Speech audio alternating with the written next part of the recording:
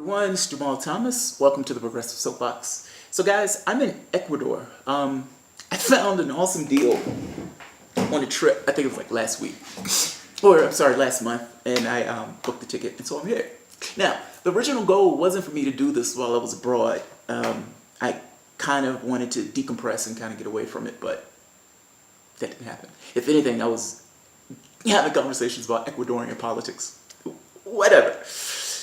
All right, so the Keith Ellison thing. Keith Ellison, Tom Perez. So Matt Brunig in Pace Magazine had an excellent article. Be clear about what happened to Ellison. Now the article is trying to give you a summary of what took place, and it's trying to do it in order to prevent any kind of historical rewrite from the corporatists of the party. It's a good article, but the article doesn't go far enough. So this is Matt.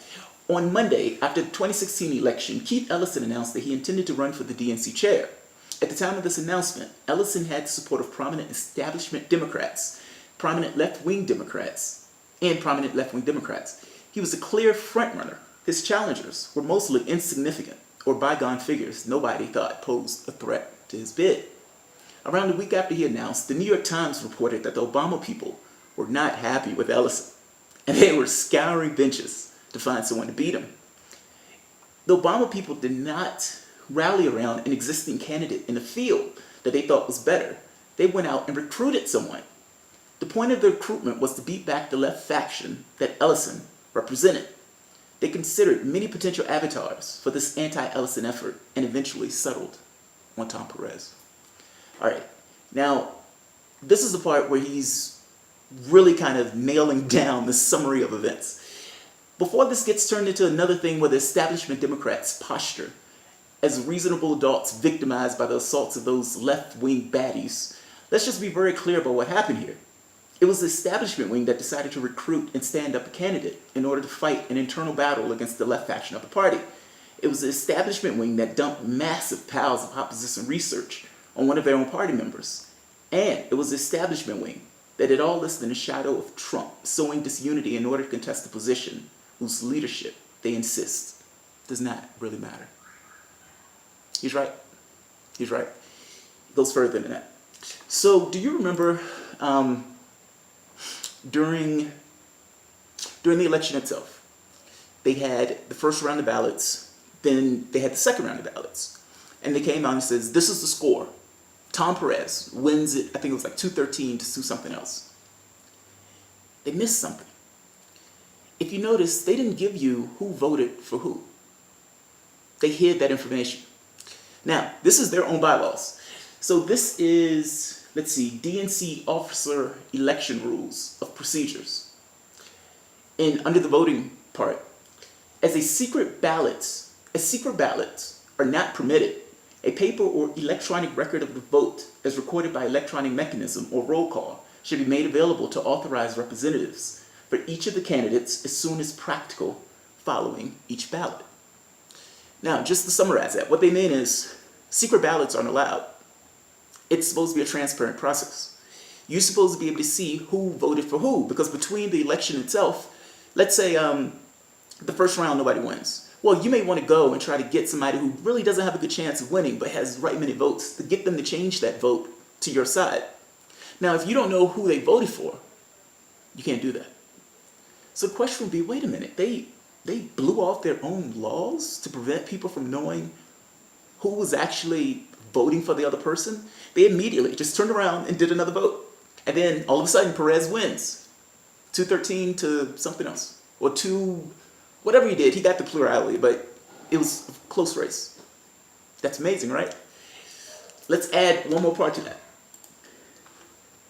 All right, this is not going to look all that well, but I'm going to still try to show it, because I think it's pretty important in regards to getting across the degree of full of shitness in which that party is.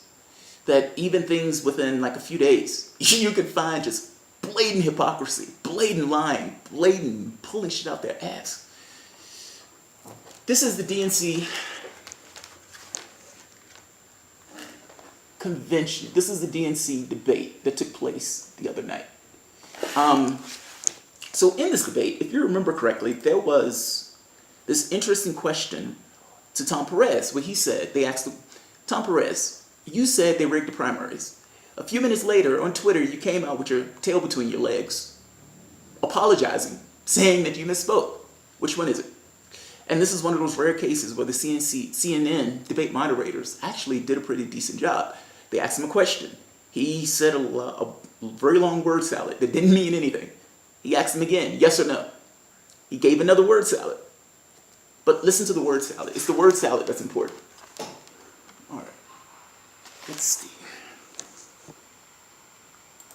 Welcome back to the CNN debate. Who will be the DNC chair? All the candidates are here. Next question, Secretary Perez. Recently you said that the primary was rigged against Bernie Sanders. Later the same day you said you misspoke when you made those comments.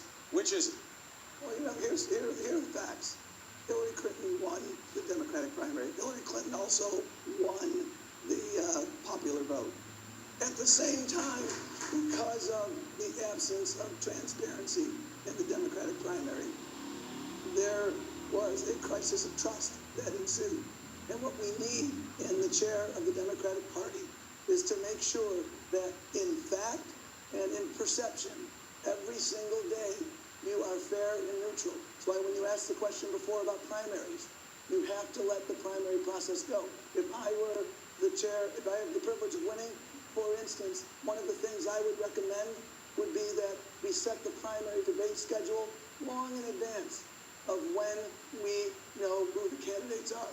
We have to do everything to make sure we are fair and transparent. And it's not only in how we set the primary process. The DNC is a black hole.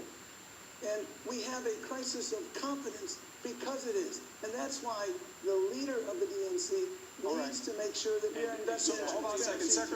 Secretary, 10 seconds. Was it rigged or not? Again, the process, because of the absence of transparency, it created that crisis of relevance. And it created the distrust that people didn't trust the outcome. Mr. Ronan, was it rigged or not? Thank you. I was going to interrupt anyway. Now, putting aside for the moment how stupid the comment was, right? Because there was no transparency, there was no relevance. Mind you, the question they asked him, you said they cheated. Is it true or false?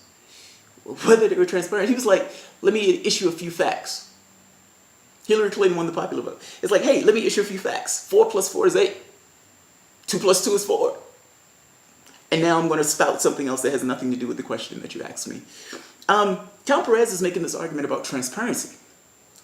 Under their own bylaws, under their own laws themselves in which they're using to elect the person who's supposed to head that chair, it was not supposed to be a secret ballot.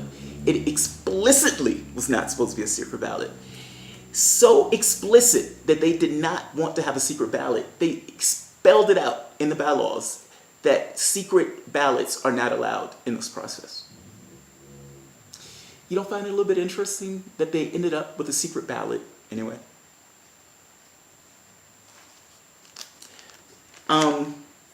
Look, I have a blistering commentary that's coming up after this. I was going to leave this alone for a while, and as I was on the airplane, you don't have anything to do but think. And I kind of came to a few conclusions that I kind of want to talk about. But look, in the short term, Matt Brewing is right. Again, Matt Brewing doesn't go far enough. Again, they cheated their own process. Whether or not the cheating had to do with getting Perez is besides the point. Their bylaws said they were supposed to have a transparent process. They did not have a transparent process. At the exact same time, or a few days before, Tom Perez is arguing, yelling, screaming at the top of his lungs about needing to have a transparent process while preventing the process from being transparent. All right, guys. Have a good one.